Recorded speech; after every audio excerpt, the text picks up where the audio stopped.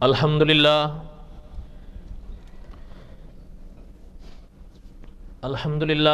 حمدن کثیرا طیبا کما امر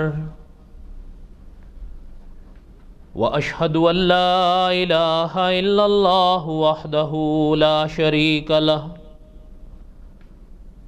واشہد ان سیدنا وسندنا ومولانا محمدا عبدہ ورسولہ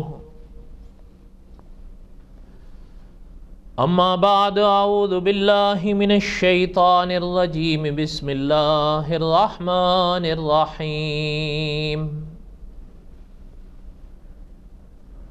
نحن نقص علیک احسن القصص بما اوحینا الیک ھذا القرآن وَإِن كُنْتَ مِن قَبْلِهِ لَمِنَ الْغَافِلِينَ صدق اللہ العظیم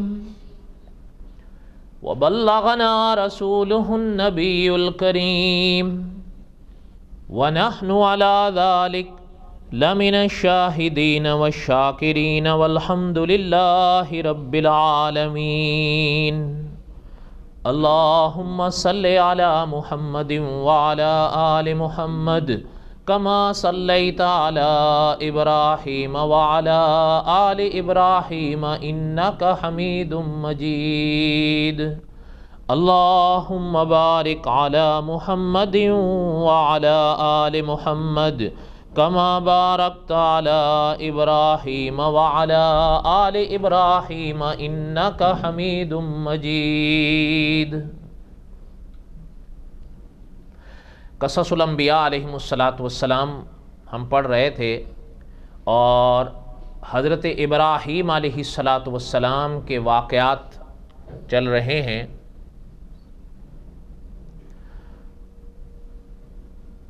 یہ واقعات پڑھ لینا یا سن لینا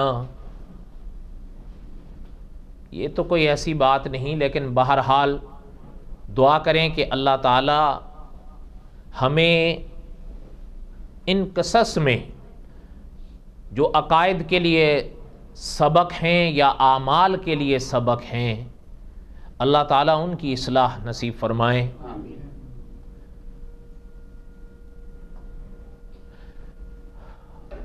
حضرت ابراہیم علیہ السلام کے واقعات میں ہم یہاں تک پہنچے تھے کہ حضرت اسماعیل علیہ السلام کی عوض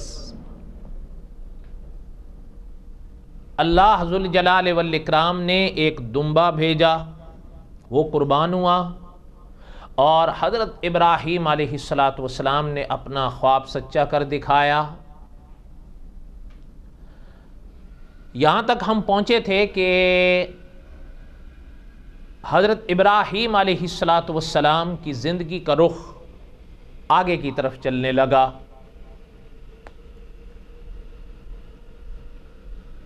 اس میں ایک بحث ہے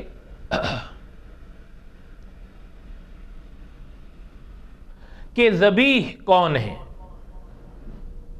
آیا حضرت اسماعیل ہیں یا آیا حضرت اسحاق ہیں؟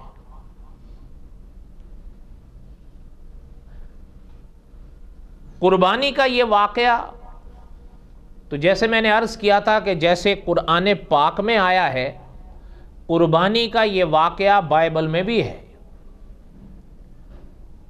بحث اس بات پر آتی ہے اہل کتاب اور مسلمانوں میں کہ آیا جو ذبیح تھے وہ حضرت اسحاق تھے یا حضرت اسماعیل تھے۔ لیکن ان حضرات کی جو زندگیاں لکھی گئی ہیں کتابوں میں، یہاں تک جتنے واقعات پڑھے ہیں نا ہم نے، وہاں حضرت اسحاق کا ابھی ذکر ہی نہیں آیا ہے۔ حضرت اسحاق کا واقعات کتابوں میں آگے چل کر ملتے ہیں، یہاں تک کہ حضرت ہاجرہ کے اس دنیا سے چلے جانے کے بھی بعد۔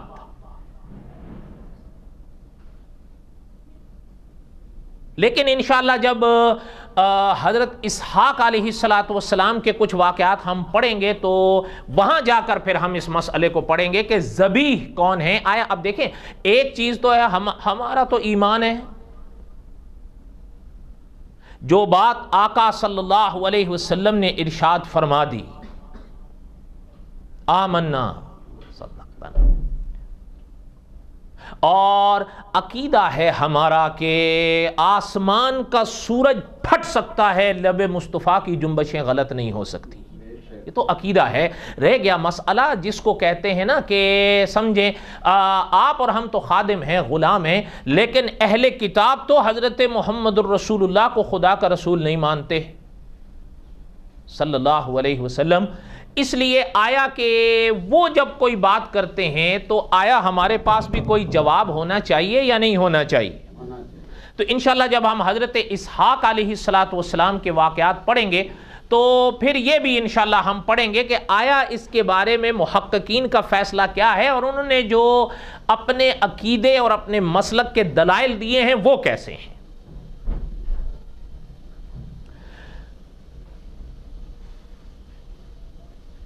علماء نے لکھا ہے کہ جب حضرت اسماعیل علیہ السلام بچ گئے، حضرت ابراہیم علیہ السلام کی زندگی آگے چلنے لگی.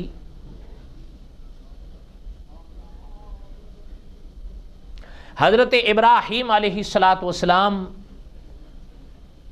واپس لوٹ گئے فلسطین، اور حضرت اسماعیل علیہ السلام یہاں آباد ہوئے، جسے حرم کہا جاتا ہے، اپنی والدہ کے ساتھ. حضرت ابراہیم علیہ السلام وقتاً فوقتاً آتے جاتے رہے.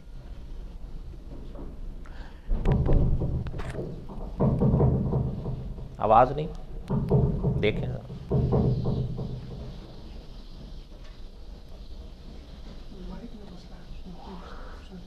اس کا اچھا نکال کے دیکھو ایک بار ٹرائی کر.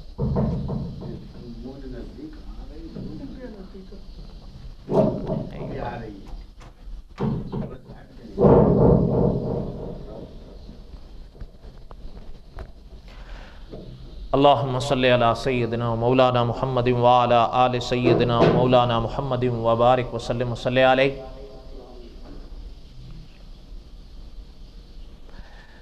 حضرت اسماعیل علیہ السلام اپنی والدہ کے ساتھ حرم میں رہے. حضرت ابراہیم وقتاً فوقتاً آتے جاتے رہے، یہاں تک کہ علماء نے لکھا ہے کہ آپ کو یاد ہوگا جو قبیلہ یہاں آباد ہوا تھا حضرت ہاجرہ سے اجازت لے کر، قبیلہ جرہم، جب حضرت اسماعیل جوان ہوئے تو صاحب قصص الانبیاء لکھتے ہیں کہ وہ قبیلہ جرہم کے لوگ حضرت ہاجرہ کے پاس آئے کہ آپ کے بیٹے جوان ہو رہے ہیں، ہم یہ چاہتے ہیں کہ ان کا رشتہ ہمارے قبیلے میں. جب بات ہوئی حضرت ہاجرہ نے بھی قبول فرمایا اور حضرت اسماعیل علیہ السلام نے بھی قبول فرمایا. قبیلہ جرہم میں حضرت اسماعیل کی شادی ہوئی. بس یہاں اس باب پر پہنچ کر علماء نے بڑے اختصار کے ساتھ لکھا ہے بالخصوص صاحب قصص الانبیاء نے کہ حضرت ہاجرہ کا آخر وقت پہنچا ہے اور وہ اس دنیا سے چلی گئیں، اور حضرت ہاجرہ کو مکہ مکرمہ میں ہی دفنا دیا گیا. اب ایک دن اللہ ذوالجلال والاکرام کی طرف سے حضرت ابراہیم علیہ السلام کو حرم جانے کے لیے فرمایا گیا. حضرت ابراہیم علیہ السلام جب غالباً فلسطین سے حرم تشریف لائے تو آ کر حضرت ابراہیم علیہ السلام نے گھر پر دستک دی. اندر سے یہ محترمہ باہر آئیں. یہ حضرت اسماعیل کی اہلیہ تھیں، حضرت ابراہیم کی بہو تھی. تو حضرت ابراہیم علیہ السلام نے حضرت ہاجرہ کا پوچھا تو پتہ چلا کہ وہ تو جا چکی ہیں۔ علماء نے لکھا ہے کہ حضرت ابراہیم علیہ السلام نے جب سنا تو بے انتہا رنج ہوا۔ اب ظاہر ہے بہرحال کچھ باتیں بتقاضۂ بشریت ہوتی ہیں۔ اب وہ بیٹھ گئے، کچھ افاقہ ہوا تو حضرت اسماعیل علیہ السلام کا پوچھا کہ اسماعیل کہاں ہے؟ علماء نے لکھا اس وقت حضرت گھر پر نہیں تھے، تو اہلیہ نے جواب دیا کہ وہ باہر گئے ہیں جنگل کی طرف۔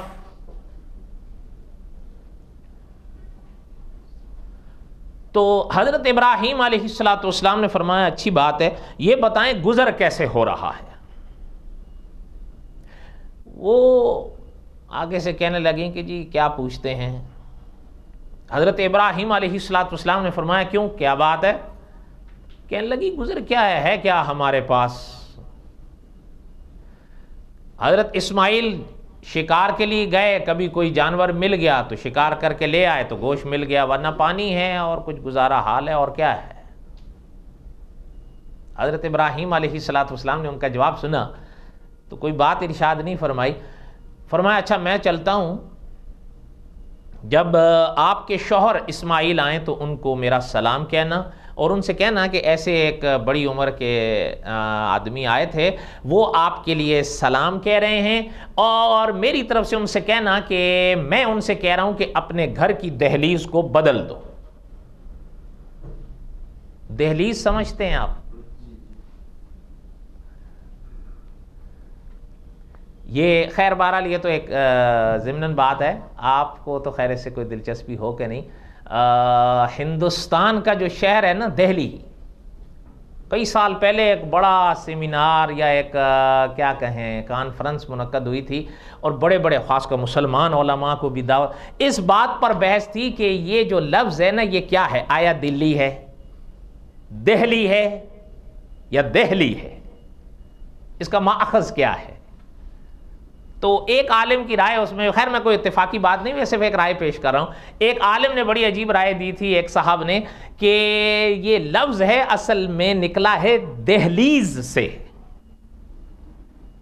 دہلی، دہلیز، یہ جو دروازے کی چوکھٹ ہوتی ہے نا، کیا کہتے ہیں درشائی، درشائی بھی کہتے ہیں میرا، ہاں نیچے والی، وہ اسی کا ہی کہہ رہے ہیں، دہلیز اسی کی کہتے ہیں، جی ہاں یہ نہیں، جی ہاں۔ تو یہ اس زمانے میں جو دہلی ہے، یہ اس زمانے میں ہندوستان کی گویا کہ دہلیز تھی، یہ دروازے یہیں سے تو داخلہ ہوتا تھا، اور آپ سب جانتے ہیں کہ اس وقت یہ سارا ہند تھا، چاہے پاکستان کا خطہ ہو چاہے بنگال کا ہو، یہ سارا ہند کہلاتا تھا، ہندوستان۔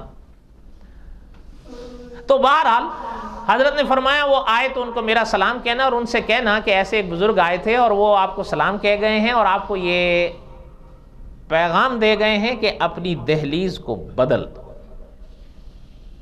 حضرت واپس چلے گئے، اور یہ ہم نے آپ کو شاید یاد ہوگا کہ گزشتہ سے پوستہ درس میں پڑھا تھا کہ علماء نے لکھا ہے یہ حضرت ابراہیم کو اللہ نے معجزہ بخشا تھا کہ جب حضرت فلسطین سے حرم آنا چاہتے تھے، اللہ تعالیٰ درمیان کے فاصلے کو سمیٹ دیتے تھے۔ حضرت واپس تشریف لے گئے، علماء نے لکھا ہے حضرت اسماعیل علیہ السلام واپس گھر تشریف لائے، تو جب دروازے سے اندر ہوئے تو ایک عجب کیفیت، ایک عجب سرور محسوس کیا۔ ظاہر بات ہے آپ سمجھ سکتے ہیں کہ نبوت گھر میں آئے تو کوئی عام بات تو نہیں ہے۔ آپ دیکھیں، ہو سکتا ہے کہ آپ میری بات مانیں یا نہ مانیں، لیکن آپ نے خود بھی پڑھا ہو یا علماء سے سنا ہو کہ صحابہ فرماتے ہیں اگر آقا صلی اللہ علیہ وسلم کی ہمیں کبھی تلاش ہوتی تھی، ہم کسی سے پوچھتے تھوڑے تھے کہ حضور کہاں یا کس طرف گئے ہیں، گلیاں خود بتاتی تھیں حضور یہاں سے گزرے۔ نبوت تو ایسی طاقت، ایسی قوت۔ حضرت اسماعیل جب اندر تشریف لائے تو اہلیہ سامنے آئیں تو دعا سلام کے بعد حضرت اسماعیل نے فرمایا، کیونکہ علماء نے لکھا ہے کئی دن کے بعد حضرت تشریف لائے تھے، تو حضرت اسماعیل نے فرمایا کہ کوئی آئے تھے کیا ہمارے گھر؟ تو اہلیہ فرمانے لگیں کہ ہاں ایک بزرگ آئے تھے، ایسا ایسا ان کا نقش تھا، تو سمجھ تو گئے، اور فرمایا اچھا کوئی پیغام بھی دے کر گئے ہیں میرے لیے؟ انہوں نے کہا جی ہاں، آپ کے لیے 2 پیغام، ایک تو آپ کے لیے سلام کہا ہے، اور یاد رکھیں یہ یعنی کہتے ہیں نا حضور علیہ الصلاۃ والسلام کی نبوت کے صدقے ہیں کہ جیسے حضرت اسماعیل کے لیے ایک دن سلام چھوڑ کر گئے تھے، آپ معراج کی احادیث پڑھیں، علماء محدثین نے لکھا ہے کہ آقا صلی اللہ علیہ وسلم نے معراج کے واقعات میں بیان فرمایا کہ جب آسماں پہ حضرت ابراہیم سے میری ملاقات ہوئی تو حضرت ابراہیم نے آقا کی امت کے لیے سلام دیا ہے، یہ حدیث میں ہے، اور علماء نے لکھا ہے اس حدیث کی شرح میں کہ جس حضور کے امتی کو یہ حدیث پہنچے اس کے ذمہ ضروری ہے کہ وہ حضرت ابراہیم کے سلام کا جواب دے۔ جب مجھے کبھی کوئی کہا کرتے ہیں نا کہ جی فلاں صاحب کو سلام دے دینا، مجھے بڑا ڈر لگتا ہے بھول جائیں پھر، اس لیے میں آگے سے کہہ دیتا ہوں کہ بشرطِ یاد، بشرطِ یاد آ گیا تو دے دیں گے، اب کبھی نہیں بھی ذہن میں رہتا۔ فرمایا کہ ایک تو آپ کے لیے سلام کہا ہے، فرمایا اچھا دوسرا؟ فرمایا دوسرا یہ فرما گئے ہیں کہ آپ کو میں کہوں کہ اپنے گھر کی دہلیز کو بدل دیں۔ حضرت ابراہیم علیہ السلام کے جب پیغام حضرت اسماعیل نے سنے تو صاحب قصص الانبیاء نے فرمایا کہ حضرت اسماعیل نے فرمایا کہ محترمہ وہ میرے والد تھے، اور جو آپ کے حوالے سے یہ جو دوسرا پیغام مجھے مل رہا ہے نا کہ میرے والد نے فرمایا کہ آپ یعنی میرے لیے کہ میں دہلیز گھر کی بدل دوں، اس کا معنی یہ ہے کہ مجھے پیغام دے گئے ہیں کہ میں تجھے طلاق دے کے الگ کر دوں، لہٰذا طلاق ہے، جاؤ یہاں سے۔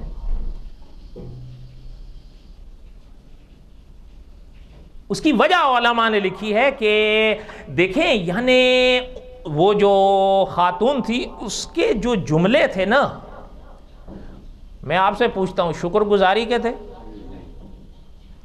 شکر گزاری کے تھے یا ناشکری کے تھے؟ پیغمبر کے گھر میں ایسی اہلیہ تو پھر نہیں، پیغمبر تو گھر ایسا ہوتا ہے۔ بلکہ اگر آپ دیکھیں یعنی میں اس حوالے سے بات نہیں کر رہا ہوں، تھوڑا سا اس ضمن میں تھوڑا ہٹ کر، لیکن بعض مسائل کے حوالے سے علماء نے لکھا ہے، آپ حیران ہوں گے کہ اپنا علامہ کیرانوی رحمۃ اللہ علیہ بھی یہ بات لکھے ہیں کہ یعنی آپ صلی اللہ علیہ وسلم کے حوالے سے بھی یہ چیزیں پتہ چلتی ہیں کہ آپ صلی اللہ علیہ وسلم کے پاک جسم پر کبھی مکھی کو بھی بیٹھتے صحابہ نے نہیں دیکھا۔ یعنی اللہ تعالیٰ نبوت کو ہر لحاظ سے صاف رکھتے ہیں، بے عیب رکھتے ہیں، ہر لحاظ سے گناہوں سے پاک رکھتے ہیں، کیونکہ بعض اکابر یوں فرماتے ہیں، بعض لوگ تو ان جملوں سے خیر اختلاف کرتے ہیں نا، بعض اکابر کی یہ تشریحات اب بھی ملتی ہیں کتابوں میں کہ خدا رب العالمین کے انوار کو جنہوں نے بھی دیکھا ہے تو انبیاء کی پاک پیشانیوں میں دیکھا ہے۔ اس لیے اللہ تعالیٰ نبوت کو ایسا صاف، ایسا بے غبار رکھتے ہیں کہ سوال نہیں پیدا ہوتا۔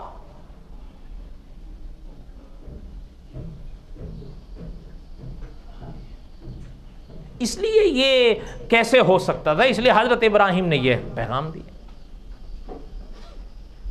اچھا چلتے چلتے ایک بات سن لیں، کبھی بھی کتابوں میں کوئی چیز پڑھ کر، کبھی بھی تقاریر سے کوئی چیز سن کر فوراً فیصلہ مت کر لیا کرو۔ یہ فوراً فیصلے سے کیا مراد ہے میری؟ یہ نہیں کرنا کہ کبھی کوئی آپ کے پتا جی یا آپ کی ابو جی کہیں اس کو طلاق دو، یا ماتا جی کہیں اس کو طلاق دو، اور آپ کو بالکل جی اب تو کتابوں میں حضرت ابراہیم نے بھی فرمایا تھا میں بھی دہلیز بدلوں گا۔ یاد رکھیں ایک چیز، وہ بیٹے حضرت اسماعیل تھے، وہ والد حضرت ابراہیم تھے۔ نہیں سمجھے آپ؟ اگر بات حضرت عمر کی کریں، وہ باپ حضرت عمر تھے، وہ بیٹے حضرت عبداللہ بن عمر تھے. نہ آپ اور ہم ان اولادوں جیسے ہیں، نہ ہمارے ماں باپ ان ماں باپ جیسے تھے. جو مرضی کر لو آپ، اور خاص کر جو باپ ہیں وہ تو کہیں گے یہ کی کہہ رہا ہے. آپ نہیں مانو گے. ہمارے ایک استاد تھے، وہ کہا کرتے تھے کہ یار یہ جو کچھ آج کل کہیں کہیں، ہر جگہ نہیں، نہ ہر اولاد غلط ہوتی ہے، نہ ہر ماں باپ اچھے ہوتے ہیں. یہ یاد رکھنا، چاہے مانو یا نہ مانو. یہ تو ایک قاعدہ بنا لیا گیا ہے نا کہ جی جب بھی کوئی مسئلہ ہوتا ہے اولاد کی غلطی ہوگی. ادب اپنی جگہ ہے، لیکن ہمیشہ یہ سچائی ہو یہ ضروری نہیں ہے. جب اختلافات اٹھتے ہیں تو جہاں کبھی کبھی اولاد کی غلطی ہوتی ہے اس کے برعکس بھی ہوتا ہے، لیکن نہ وہ مانے گا نہ یہ مانے. سن 96 کا قصہ ہے. کتنے سال ہو گئے؟ 20 سال 20 سال ہو گئے نا. ایک عالم آئے تھے یہاں پہ، توجہ سے سننا میری بات. وہ ہمیں ایک واقعہ اپنا سنا رہے تھے. کہہ رہے تھے کہ ایک جگہ ان کو دعوت دی کسی صاحب نے. کہہ رہے تھے میں وہاں گیا تو رات کو کہیں آرام کا انتظام تھا، وہاں لیٹ گئے. تو کہہ رہے تھے کہ میرے پاس وہ جو تھے نا جنہوں نے دعوت کی تھی وہ آئے. کہہ رہے تھے دعا سلام ہوئی. اتنے میں مجھ سے کہتے ہیں کہ مولانا میرے لیے آپ اللہ سے ایک دعا کرو. تو حضرت فرماتے ہیں کہ میں نے کہا جی انشاءاللہ کریں گے. آپ کی جیسی کوئی تمنا، جیسے کوئی پوچھ لیتا ہے انسان بھئی کیا دعا کریں. فرمانے لگے کہ سامنے سے اس کا بیٹا گزرا، کمرے سے باہر سے ایسے گزر کے چلا گیا. کہتے ہیں میں نے پوچھا کیا دعا کروں، تو میرے سوال کے جواب میں ایسے اس کی طرف اشارہ کر کے کہتا ہے کہ دعا کرو کہ اللہ تعالیٰ مجھے اس موذی سے نجات دے. اور بیٹا ہے.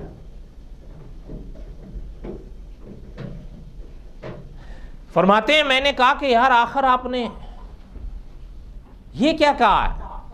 کہتے جی حضرت آپ کو کیا بتاؤں کہ میں نے کیسے دعائیں مانگ مانگ کر اللہ سے یہ لیا تھا. حضرت فرماتے ہیں میں نے کہا اچھا وہ جو دعائیں آپ نے اللہ سے مانگی تھیں کیا جملے استعمال کیے تھے؟ کہتا ہے میں نے کہا تھا یوں ہی یہی دعا کی تھی کہ اللہ آپ نے تو کتوں بندروں کو بھی اولاد دی ہے، ڈنگروں کو بھی اولادیں دی ہیں، مجھے کیوں محروم رکھا ہے؟ بعد میں یہ پیدا ہوا تو میرے لیے تو یہ سر درد ہے. حضرت فرماتے ہیں میں نے کہا تجھ سے یہی غلطی ہوئی ہے. اگر انبیاء کی سنت کو سامنے رکھو، رب حب لی من الصالحین، حضرت ابراہیم نے اولاد خدا سے مانگی لیکن نیک مانگی. نہیں سمجھ آ رہی بات آپ لوگوں کو؟ ذرا ہیں کڑوی ہوتی میری باتیں، یاد رکھنا. جو باپ ہیں وہ کہیں گے یہ تو ہماری اولاد کو کیا کر رہا ہے. نہیں، میں دونوں کو کہہ رہا ہوں، اپنا تجربہ آپ کو بتا رہا ہوں، مانو یا نہ مانو. وہی عالم بتاتے ہیں صبح ناشتے پر آگے بیٹھے ہم، تو ابھی والد صاحب نہیں آئے. غالباً کہتے ہیں وہ بیٹا پہلے آ گیا. کہتے ہیں بیٹا آ کے بیٹھا تو کہ مجھ سے کہتا ہے مولانا میرے لیے اللہ جی سے دعا کریں آپ. کہتے ہیں میں نے کہا کہ بیٹا کیا دعا کروں؟ کہتے ہیں آپ دعا کریں اللہ تعالیٰ میرے والد صاحب کو اٹھا لیں.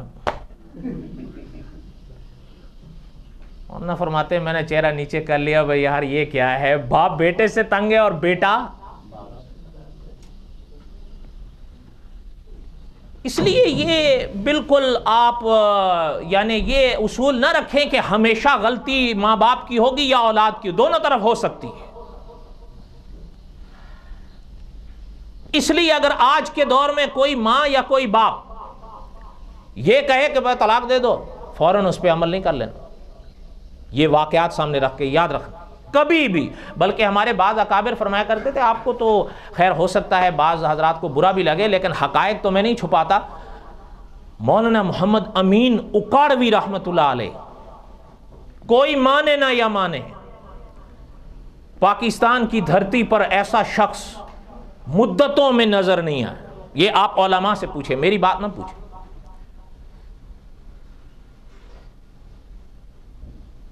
ان کے پاس ایک صاحب آئے،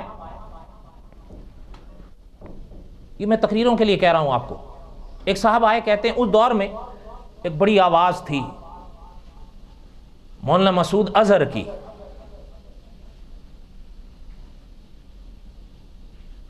وہ صاحب آ کر کہنے لگے کہ جی ہم اگر مولانا مسعود اظہر کی تقریر سنیں تو بس دل کرتا ہے بس ابھی بندوق اٹھائیں اور جہاد پہ نکل پڑیں۔ آپ میری مت مانو، جنہوں نے اس دور میں ان کو سنا ہوگا،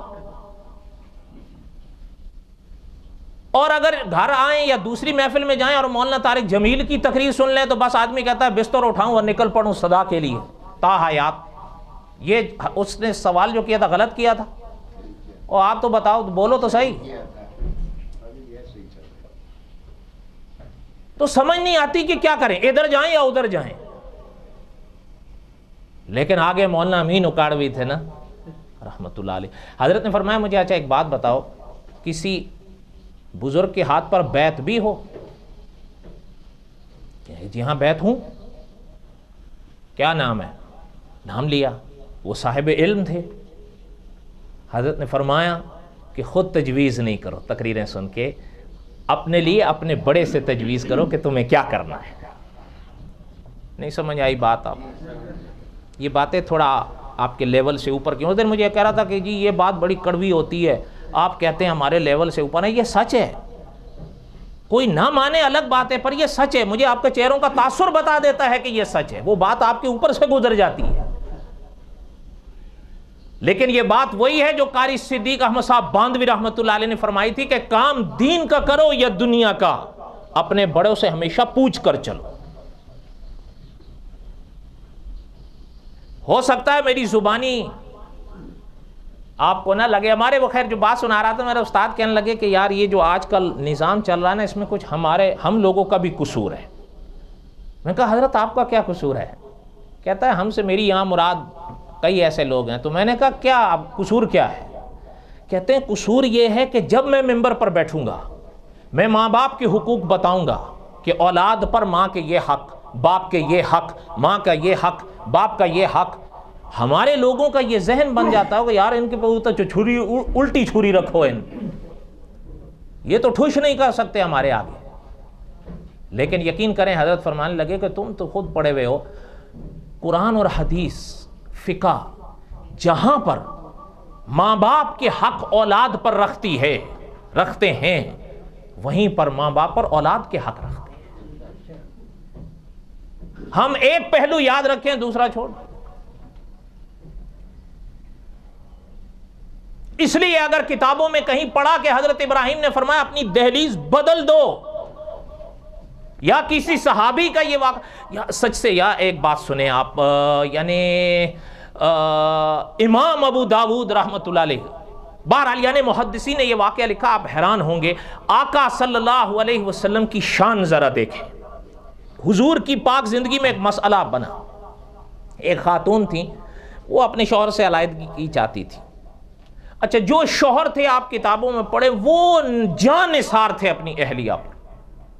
جب ان کو پتہ چلا بیوی میرے ساتھ، وہ بالکل ہی ایک عجب حال ہو گیا ان کا۔ ایک راہ چلتے حضور علیہ السلام کی نظر پڑی ان پر، تو آپ اور سب ہم جانتے ہیں حضور رقیق القلب تھے۔ رقیق القلب کس کو کہتے ہیں؟ وہ بولے تو صحیح، بس ختم، نرم دل۔ حضور علیہ السلام نے ان کی اہلیہ کو بلایا۔ حضور نے فرمایا کہ حضور نے فرمایا آپ نے ان کی حالت دیکھی، نہ کریں علیحدگی۔ اچھا، وہ بھی حضور کی شاگردہ تھی نا۔ فرمانے کہ آقا صلی اللہ علیہ وسلم ایک بات، میری ایک سوال کا جواب دیں۔ حضور نے فرمایا کہ کیا؟ کہنے لگی مجھے صرف یہ بتائیں، یہ جو آپ ارشاد فرما رہے ہیں کہ علیحدگی نہ کریں، یہ آپ کا حکم ہے یا مشورہ ہے؟ ادھر توجہ دیں، لوگ تو آتے رہیں گے۔ حضور نے کیا، اچھا وہ انہوں نے حضور سے کیا پوچھا؟ حضور علیہ السلام نے فرمایا نہیں، حکم تو نہیں ہے، مشورہ ہے۔ اب فرمانے لگی وہ کہ آقا اگر یہ مشورہ ہے تو مطلب یہ کہ مجھے اختیار ہے کہ میں مانوں یا فرمایا بالکل آپ کا اختیار ہے، آپ کی زندگی. او کما قال النبی صلی اللہ علیہ وسلم. دیکھیں پاک پیغمبر ان مرحلوں پر حکم دے رہے ہیں یا مشورے دے رہے ہیں؟ آپ بتاؤ. آپ اور ہم حکم دیتے ہیں اکر، اچھا وہ اس کا بیڑا ہی غرق ہو جائے. ہمارے آپ اکابر کی تاریخ اٹھا کر دیکھ لیں. ہمارے ایک اکابرین میں سے ایک عالم گزرے، وہ اگر اپنے بیٹے سے پانی مانگتے تھے نا، یہ کبھی نہیں کہتے تھے پانی دو. میں آپ سے پوچھتا ہوں یہ حکم ہے یا نہیں؟ اور اگر وہ نہ دے تو بولو تو صحیح. ایسے نہیں کہتے تھے پانی دو، کہتے تھے بیٹا اگر آپ مجھے پانی دے دیں تو بڑا خوب. مطالبہ تو ہو گیا، لیکن اس کو اختیار دے دیا. اگر خدا نہ کرے وہ کسی، دیکھیں بتقاضۂ بشریت کبھی اولاد غصے میں بھی ہو سکتی ہے، بھلے 2 پل ہی صحیح، بعد میں وہ غصہ اتر جائے وہ خود معافی مانگ لے، لیکن نافرمانی کی زد میں تو نہ ہے یا نہیں؟ کوئی باتیں میری آپ کو سمجھ آ رہی ہیں میرے بھائیوں؟ آپ کو چلتے چلتے ایک بات دکھا کے سناؤں، ہو سکتا ہے کہ کوئی مانے نہ. چونکہ یہ اس طرح کی باتیں تقاریر میں ملتی ہیں، یا کئی دفعہ ایسا کہ جی حضرت ابراہیم نے فرمایا تھا حضرت اسماعیل سے کہ اپنی دہلیز بدل دو، مانا یہ کہ اپنی بیوی کو بدل دو. اور حضرت اچھا صحابہ کی زندگی میں بھی ایسے واقعات مل جاتے ہیں. ہمارے لوگ شروع ہو جائے ماں باپ یہ کہہ رہا ہے تو پھر اب طلاق دیں. سنیں ایک بات اصولاً سنیں، قرآن اور حدیث میں ایک بات یاد رکھیں، یہ اصول ہے علماء کا.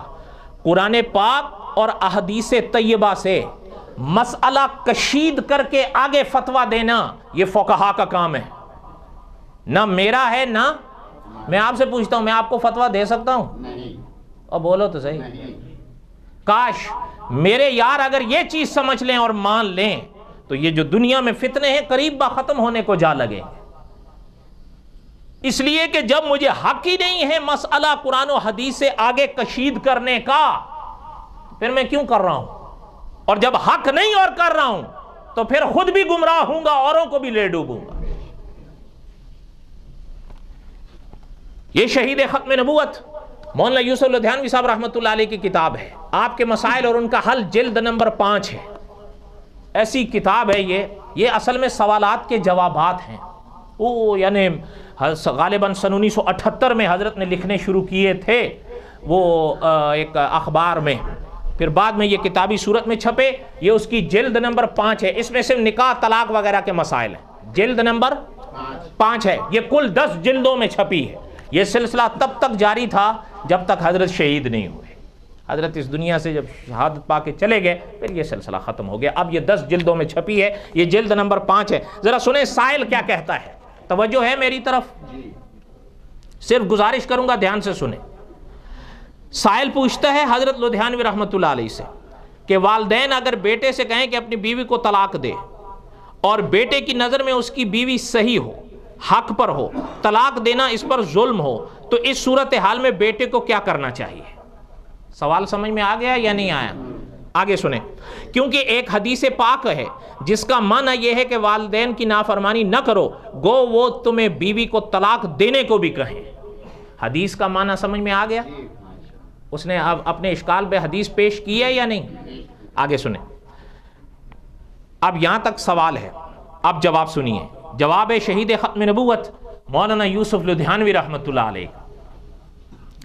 حضرت جواب لکھتے ہیں کہ حدیث پاک صلی اللہ علیہ وسلم کا منشا یہ ہے کہ بیٹے کو والدین کی فرما برداری میں سخت سے سخت آزمائش کے لیے تیار رہنا چاہیے، حتیٰ کہ بیوی بچوں سے جدا ہونے اور گھر بار چھوڑنے کے لیے بھی. اس کے ساتھ ماں باپ پر یہ بھی ذمہ داری عائد ہوتی ہے کہ وہ بے انصافی سے کام نہ لیں.